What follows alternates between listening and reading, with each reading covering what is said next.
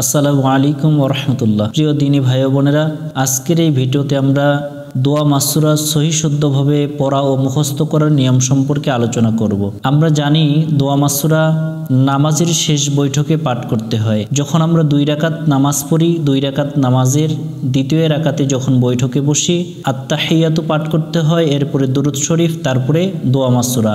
আমরা অনেকজনেই এই দোয়া মাসুরা ছোট্ট এই দোয়াটি সহি শুদ্ধভাবে পড়তে পারি না। আজকের এই ভিডিওতে আমি অল্প সময়ের মধ্যে কিভাবে সহি শুদ্ধভাবে দোয়া মাসুরা পড়া যায়, শেখা যায়, সেই নিয়ম সম্পর্কে আলোচনা করব। আসুন আমরা ভেঙে ভেঙে পড়ার চেষ্টা করি। আল্লাহুম্মা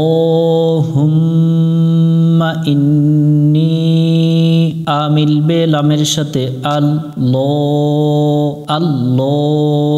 এই শব্দটাতে আমরা অনেকজনই ভুল করি। এখানে আল্লাহ পড়ি, আল্লাহ পড়া যাবে না, কারণ এটা আল্লাহ শব্দ। আল্লাহ শব্দের ডান পাশে জবর এবং পেশ হলে আল্লাহ শব্দের লামটাকে মোটা করে পড়তে হয়। এটাতে জবরে আকার পড়া যায় না, লাম জবর লা হয়। ওখান থেকে ল অক্ষরের পাশে যে আকার থাকতেছে এটা বাদ দিতে হবে, এখানে ল পড়তে হবে। সহজে বোঝার জন্য এখানে সংকেত চিহ্ন একটা ব্যবহার করা হয়েছে, শাপলা ফুল। আমরা এই শাপলা ফুল চিহ্নটা দেখে মোটা করে নিব, জবরে আকার পড়ব না। এবং লামের উপরে খাড়া জবর আছে, যে কোনো অক্ষরের উপর যদি খাড়া জবর থাকে তাহলে এক আলিফ টান দিয়ে পড়তে হবে। আমরা এক লেখা দেখে এক আলিফ টান দেব। আল্লাহ আল্লাহ। হু মিলবে মিমের সাথে হুম মা, হুম মা। এখানে মিমের উপরে তাসদিদ আছে, এই মিমটাতে গুণনা করা ওয়াজিব। বাতি চিহ্ন দেখে আমরা গুণনা করে নিব। আমরা যেখানে এইরকম বাতি চিহ্ন দেখতে পাবো ওখানেই গুণনা করে নিব, এই গুণনাটা করা ওয়াজিব। হুম্মা আল্লাহুম্মা। ই মিলবে নুনের সাথে ইন, নুনের উপর তাসদিদ থাকলেও গুণনা করতে হয়, এই গুণনা করাও ওয়াজিব। বাতি চিহ্ন দেখে আমরা গুণনা করে নিব। নি, জেরের বামে ইয়া সাকিন আছে, এক আলিফ টানতে হবে। এক লেখা দেখে আমরা এক আলিফ টান দিব। ইন নি, ইন নি, আগে গুণনা পরে টান। আল্লাহুম্মা ইন্নী যালামতু, এই অক্ষরটাতে জবরে আকার পড়া যাবে না, যা পড়া যাবে না। এখানে অনেকজনে উচ্চারণ করে জালামতু, জালামতু পড়া যাবে না। শাপলা ফুল দেখে আমরা মোটা করে নিব, এই অক্ষরটাতে জবরে আকার পড়ব না। লা মিলবে মিমের সাথে লাম, জলাম জলামতু, জলামতু জলামতু। না মিলবে ফায়ের সাথে নাফ, সি, এটা একটু শীষ দিয়ে পড়বো। এখানে উপরে পাতা চিহ্ন আছে, এই পাতা চিহ্নটা যেখানে আমরা পাবো ওখানে শীষ দিয়ে পড়বো। জেরের বামে ইয়া সাকিন আছে, এক আলিফ টানতে হবে, এটা এক আলিফ মাদ। আমরা এক লেখা দেখে এক আলিফ টান দেব। নাফ সি, নাফ সি। একটা শব্দ 5-7 বার পরে আমরা মুখস্থ করে নেব। যালামতু নাফসি, যালামতু নাফসি। জু মিলবে লামের সাথে জুল, মা মিলবে নুনের সাথে মা। এখানে উপরের যে জবর দেখতেছি, 2 জবর 2 জের 2 পেশের বাম পাশে যদি কখনো ইকফার অক্ষর পাওয়া যায়, এই কাফটা হচ্ছে ইকফার অক্ষর, তাহলে নুনটাকে গোপন করে বাংলায়, অর্থাৎ উপরের জবরটাকে গোপন করে বাংলায় অনেক স্বর ধরে পড়তে হয়। জুলমান, জুলমান উচ্চারণ করা যাবে না, জুলমান। কাসি, জেরের বামে ইয়া সাকিন এক আলিফ টানবা, এবং সা অক্ষর এটা জিহ্বার আগা থেকে একটু মোটা করে পড়তে হয়। সি, সি পড়া যাবে না, সি। কাসি। র মিলবে ওয়াওর সাথে রং, এখানে উপরে 2 জবর আছে, 2 জবরের পরে ওয়াও অক্ষরের উপরে তাসদিদ আছে। আমি পূর্বেই বলছি 2 জবর 2 জের 2 পেশের বাম পাশে যদি কখনো তাসদিদওয়ালা কোনো অক্ষর পাওয়া যায় তাহলে উপরের জবর বা পেশ, নিচের যদি জের থাকে ওটাকে বাদ দিয়ে ওই অক্ষরটার উপরে তাসদিদ ধরে পড়তে হয়। আর এটা ইদগমের অক্ষর, এই জন্য এখানে গুণনা করতে হবে।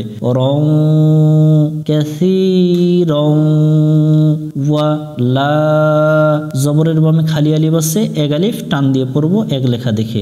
ওয়ালা কাসীরাও ওয়ালা। ইয়া মিলবে গইনের সাথে ইয়াগ, ইয়াগ ফি, ইয়াগ ফি। রু মিলবে জালের সাথে রুজ, ইয়াগ ফিরুজ। এখানে ইয়াগ ফিরুজ পড়া যাবে না, জাল অক্ষর জিহ্বার আগা থেকে পাতলা করে পড়তে হবে। ইয়াগ ফিরুজ, জু নু পেশের বামে ওয়াও সাকিন আছে, এক আলিফ টান দিয়ে পড়তে হবে। এক লেখা দেখে এক আলিফ টান দেব। নু বা যুনুবা ইয়াগফিরু যুনুবা ইয়াগফিরু যুনুবা। ই মিলবে লামের সাথে ইল লা, তিন আলিফের টান হবে। জবরের বামে খালি আলিফ আছে, এক আলিফ টানতে হয়। এক আলিফ মাদের বামে লম্বা হামজা থাকলে এক আলিফটাকে তিন আলিফ টানতে হয়। উপরে চিকন চিহ্ন আছে তিন আলিফ টানার জন্য, তিন লেখা দেখে আমরা তিন আলিফ টান দিব। ইল্লা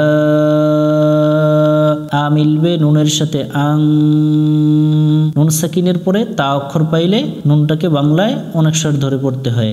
আং তা আং তা আং তা ইল্লা আং তা। ফা মিলবে গয়নের সাথে ফাগ, ফি মিলবে রয়ের সাথে ফির, ফাগ ফির ফাগ ফির লি। জেরের বামে ইয়া সাকিন, এক আলিফ টানতে হয়। এখানে এক লেখা দেখে এক আলিফ টান দিব। ফাগ ফির লি ফাগ ফির লি। মা মিলবে গয়নের সাথে মাগ ফি, মাগ ফি র মাগ ফি র মাগ ফি র। তা মিলবে মিমের সাথে তাম, দুই জবরের পরে তাসদিদওয়ালা অক্ষর আছে, আমরা উপরের জবরটাকে বাদ দিয়ে তাসদিদওয়ালা অক্ষরের সাথে মিলিয়ে পড়ব। তাম, এখানে মিমের উপরে তাসদিদ আছে, এই জন্য গুণনা করতে হবে। গুণনা করা ওয়াজিব। মি মিলবে নুনের সাথে মিন, তাম মিন মাগফিরাতাম মিন। ই মিলবে নুনের সাথে ইং, নুন সাকিনের বাম পাশে দাল অক্ষর পাইলে নুনটাকে বাংলায় অনেক স্বর ধরে পড়তে হয়। দি ইং দি কা ইং দিকা ইং দিকা। ওয়া মিলবে রয়ের সাথে ওয়ার, ওয়ার মোটা করতে হবে। হা মিলবে মিমের সাথে হাম, ওয়ার হাম ওয়ার হাম নি। জেরের বামে ইয়া সাকিন আছে, এক আলিফ টানতে হবে। আমরা এক লেখা দেখে এক আলিফ টান দিয়ে পড়ব। ওয়ার হাম নি ওয়ার হাম নি। ই মিলবে নুনের সাথে ইন, নুনের উপরে তাসদিদ আছে, গুণনা করে নিব। এই গুণনা করা ওয়াজিব, বাতি চিহ্ন দেখে আমরা গুণনা করে নিব। না কা ইন নাকা ইন নাকা। আ মিলবে নুনের সাথে আং, নুন সাকিনের পরে তা অক্ষর আছে, এই জন্য এটা ইকফা করতে হবে, অর্থাৎ নুনটাকে গোপন করে বাংলায় অনেক স্বর ধরে পড়তে হবে। তা মিলবে লামের সাথে তাল, আং তাল আং তাল। গো, এটা অনেকজনে আমরা ভুল করে গা পড়ি, গাফুরুর গাফুরুর। গাফুরুর পড়া যাবে না, গ পড়তে হবে। এটা জবরে আকার পড়া যাবে না। শাপলা ফুল দেখে আমরা মোটা করে নিব, জবরে আকার পড়বো না। গ ফু, পেশের বামে ওয়াও সাকিন আছে, এক আলিফ টান দিয়ে পড়বো এক লেখা দেখে। গফু। রু মিলবে রয়ের সাথে রুর, গফুরুর গফুরুর।